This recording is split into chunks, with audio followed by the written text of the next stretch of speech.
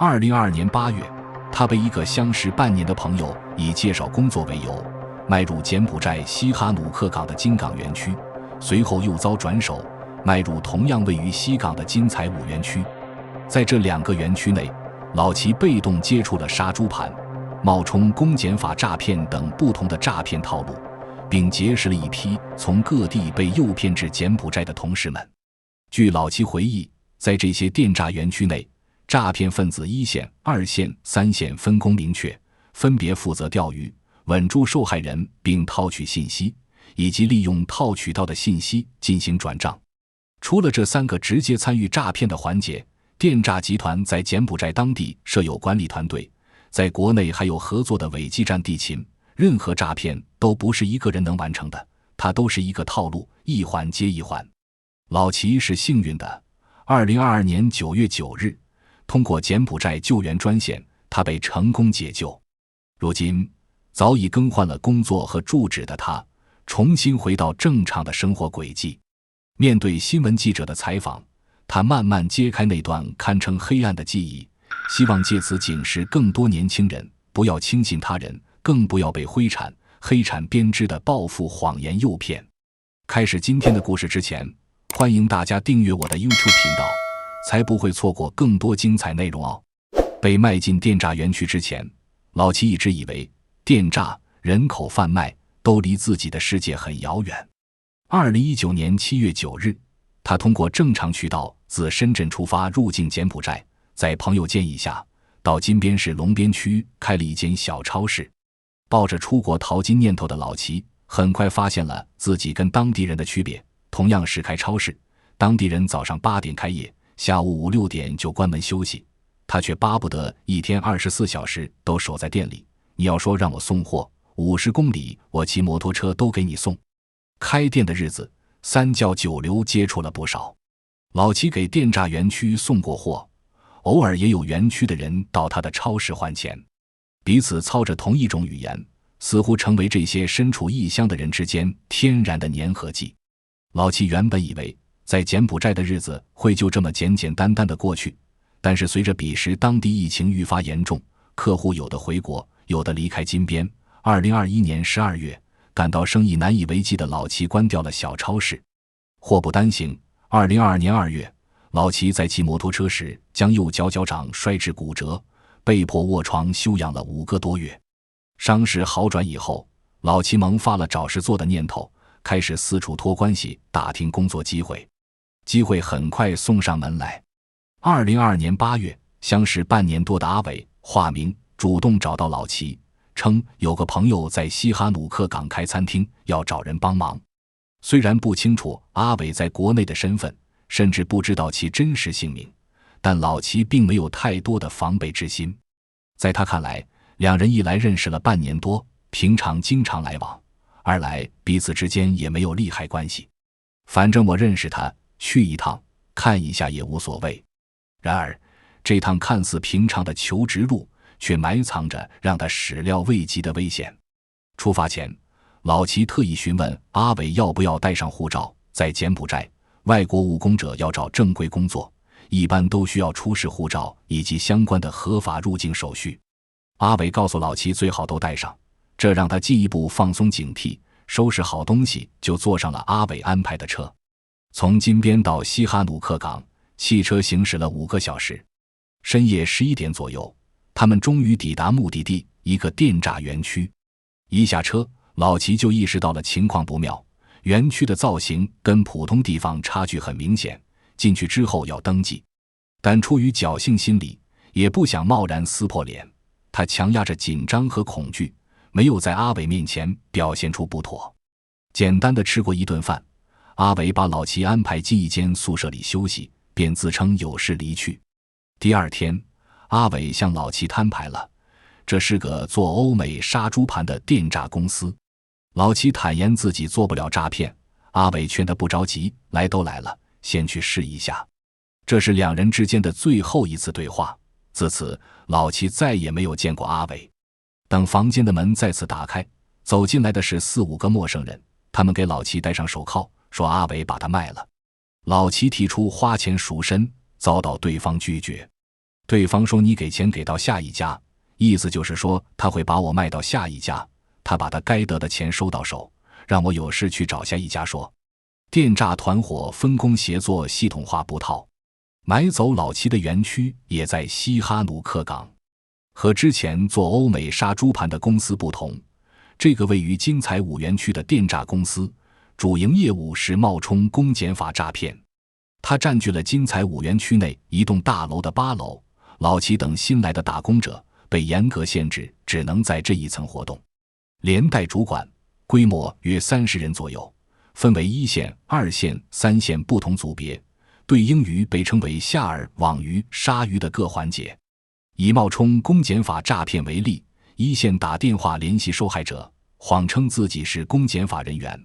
已有一个协查公文需要签收等话术下饵，要求受害者前往公安局、检察院、法院进行处理。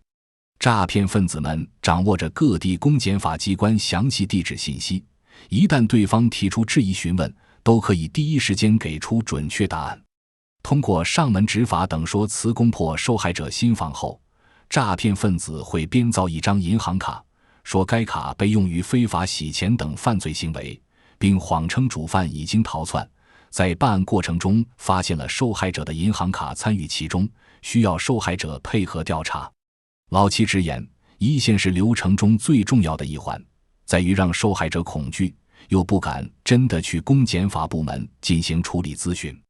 受害者一去派出所，这个事情就穿帮了。为此，诈骗分子会不断夸大案件的严重性，同时设置一些困难，譬如办案时间较长，需要协助调查几个月等等，让受害者同意所谓电话办案、线上办案。至此，诈骗团伙的1线工作基本完成。经1线筛选后的受害者会被转到2线，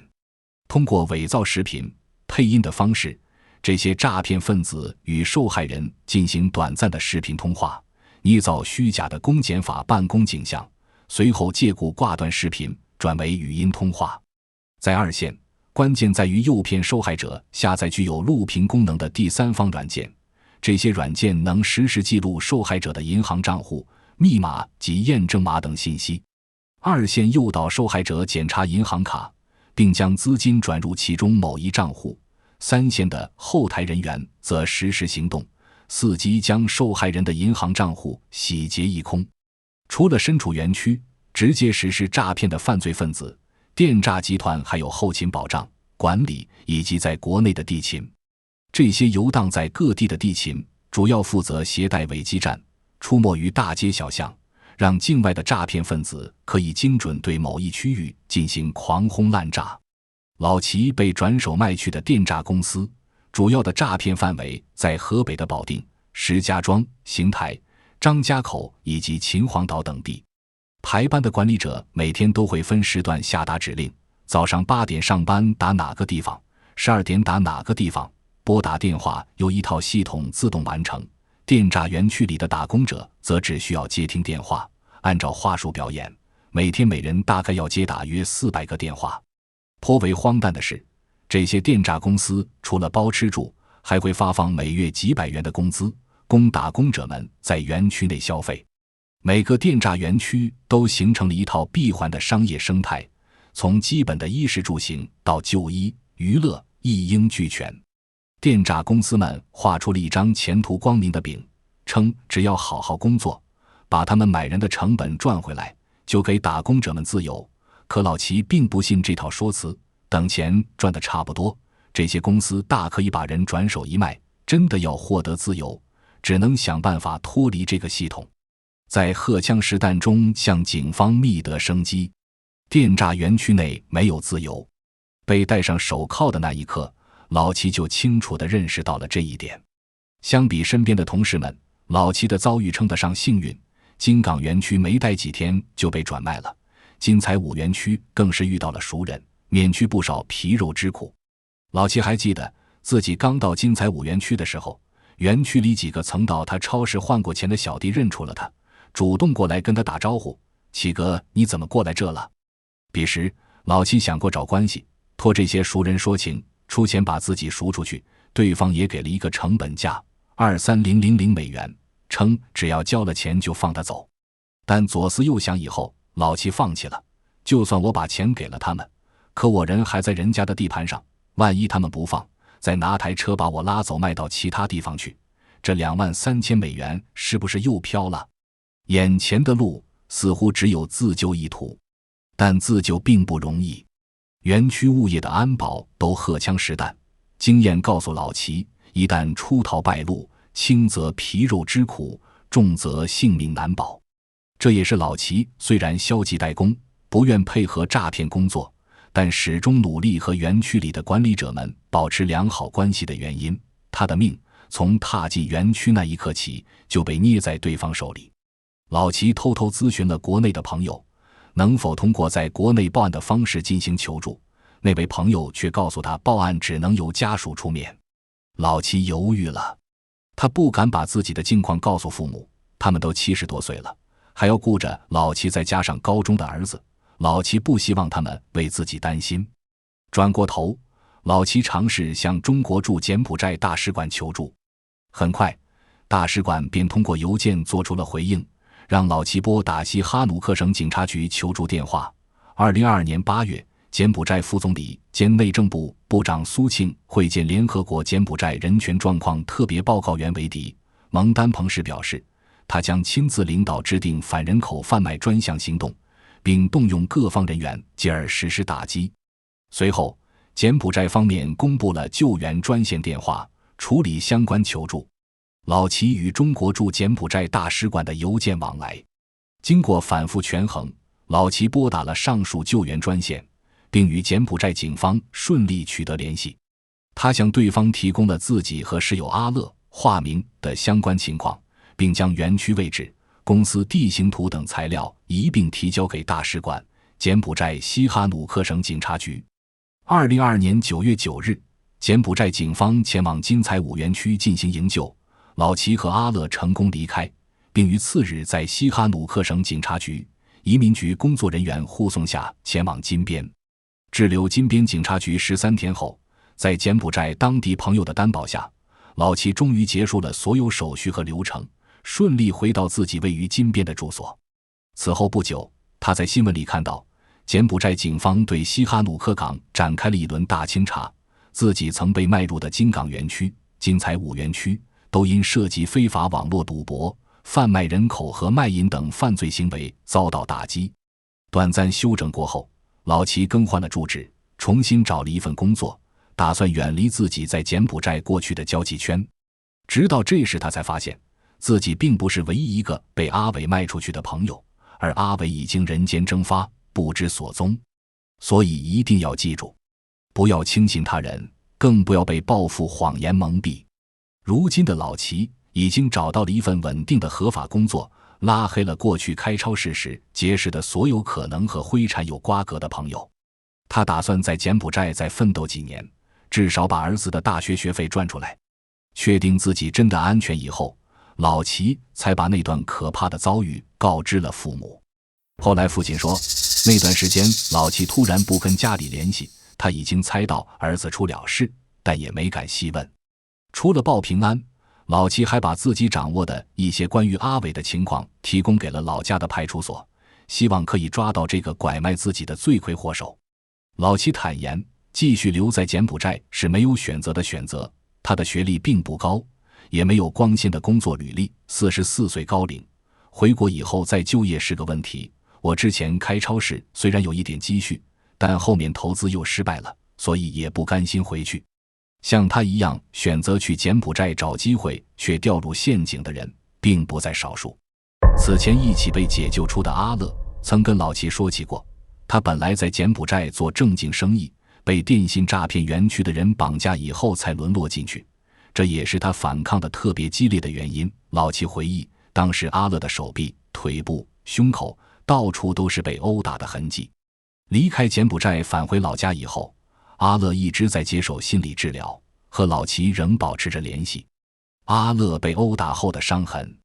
当然在电诈园区里也并非没有那种有家不能回的人。老齐还记得自己在金财五园区的同事中，有一个自称被转卖过6次的东北佬，即使在电诈园区内遭受殴打囚禁，依然没有过离开的念头，因为他无处可去，他自己跟我讲的，他在国内犯过案。老齐只知道东北老50多岁了，离开园区的时候，两人没有互留联系方式，老齐也不知道园区被查封后对方的下落。让老齐印象深刻的还有一个19岁的小孩，虽然工作做得很差，天天被管理人员骂，但每天都乐呵呵的。小孩告诉老齐，自己从老家被骗到柬埔寨七星海，随后一路转卖，辗转流落到西哈努克港。决定逃跑前，老齐曾试探着问过小孩想不想走，没想到对方直接回绝了，只称不想回去。老齐感慨颇多，对方和自己儿子年龄差不多，身陷危险却不自知，但彼时的老齐自顾不暇，实在没有更多的能力拉他一把。回望这趟惊魂之旅，老齐坦言，自己之前没把新闻里那些反诈宣传看进心里，抱着一定的侥幸心理。他说，希望能用自己的经历警示国内的年轻人，不要轻信他人，更不要被黑产编织的报复谎言诱骗，一旦走进这些远在国境线之外的电诈园区，生死安危都不再由得自己了。好了，今天的故事就讲完了，欢迎大家订阅我的 YouTube 频道，并打开小铃铛，才不会错过每期的精彩内容哦。再会。